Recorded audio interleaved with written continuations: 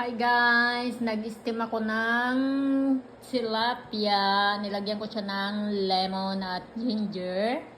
Tapos, nagiwa ako ng sausawan ng kamatis, sibuyas, kalamansi, tuyo. Tapos, ayan o. Sarap. Isang tilapia. Tapos, ayan, may wine tayo. Diba? Inom tayo. Relax tayo. Magkanta-kanta tayong mag-isa.